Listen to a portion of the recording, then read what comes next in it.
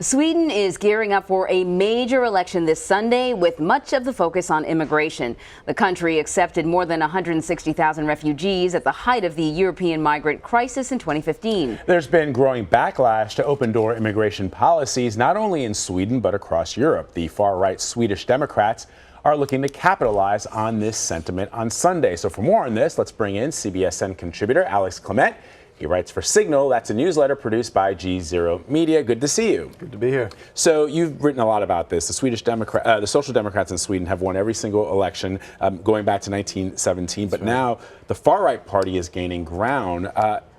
Take us through this election and why it matters so much, just vis-a-vis what's been happening in Europe. Right. Well, the Social Democrats have been losing support for many years now, in part because their supporters are being drawn to parties further to the left, but mainly because the Sweden Democrats have been rising in the polls in every election for the past several cycles. And what they've really capitalized on, as elsewhere in Europe, is a growing backlash against immigration.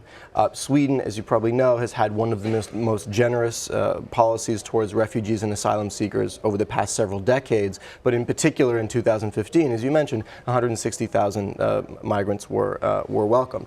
One of the peculiarities of the Swedish system, though, is that it gives huge benefits to migrants, to immigrants, but it makes it very difficult for them to find work, right? So there's a perception that the Sweden Democrats and others can sort of prey upon and inflame, the idea that immigrants are coming and taxing the system or leeching off the system and not giving anything in return. And they've done a very good job at exploiting that idea and sort of wrapping it in a broader idea of sort of traditional Swedish values to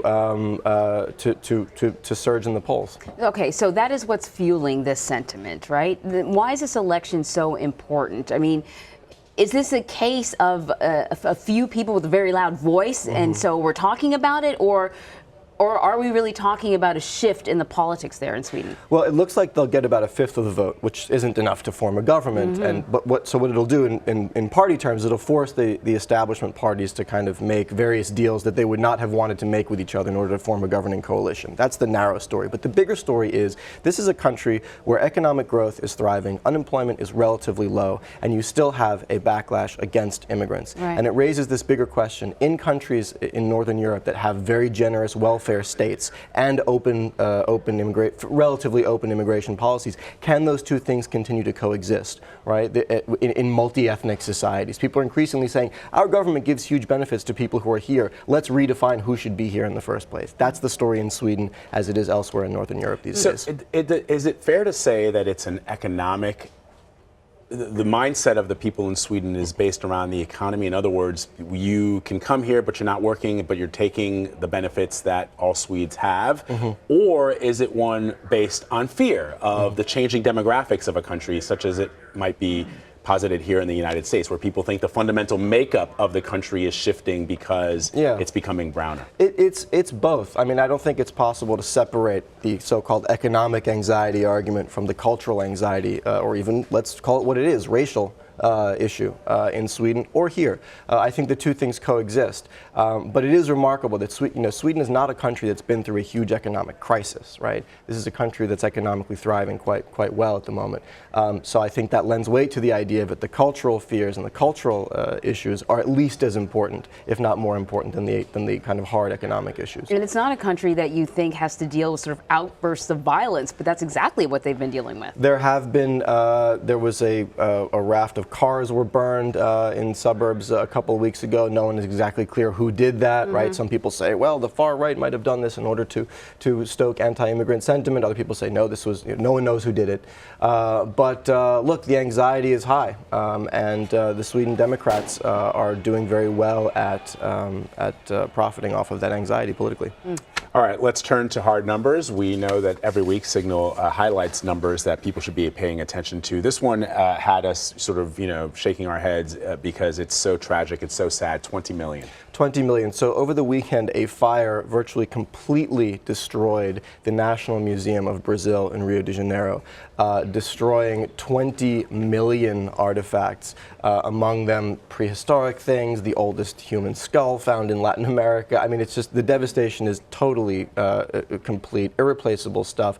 You know, and the political tie is that as Brazil has gone through this terrible economic crisis and political crisis over the past several years, the government has had to cut funding for a number of things. And there's a question about whether the government was spending enough on fire safety precautions at this museum. We'll have to see what the investigation says. But irrespective of what it says, the loss of 20 million artifacts is a devastating thing for Brazil. Yeah, 17,000.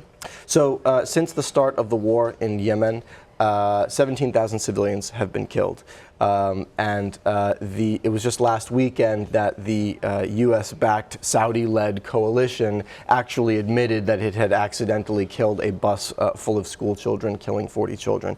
The humanitarian crisis in Yemen right now is one of the world's worst. The war continues to grind on there. The Saudi-led coalition has U.S. backing. That's not going to change anytime soon. It's a horrible situation. It is. The last one I want to highlight, 300. So the U.S. military has, or U.S. government has officially cut off $300 million in aid to the Pakistani military. It had earlier been suspended over Washington's perception that Islamabad is not doing enough to combat Islamic extremism in the region. Now the U.S. government has formally canceled that $300 million. Pakistan has gotten close to $30 billion from the U.S. since 2002, since the global war on terror started. Now the Trump administration is cutting that aid, saying that the Pakistanis are not doing enough to combat terrorism. Secretary of State Pompeo will be in Islamabad, I think, tomorrow, so they'll certainly bring that up with him. All right, something Alex. we're talking about the next time we see you. Yeah, exactly. So this Sunday, the elections in Sweden. Yes. If the elections go the way that we've been talking about, where we see this rise in populism, will Sweden still be the moral superpower that it is, that it's considered? Oh, well, the bloom will have come off that rose a little bit for sure. Yeah. Yeah.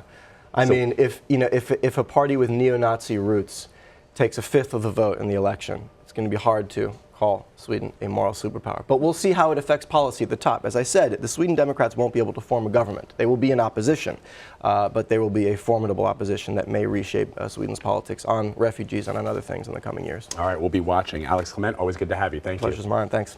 You can check out all these stories and more by subscribing to the Signal newsletter. Sign up for it at GZEROmedia.com.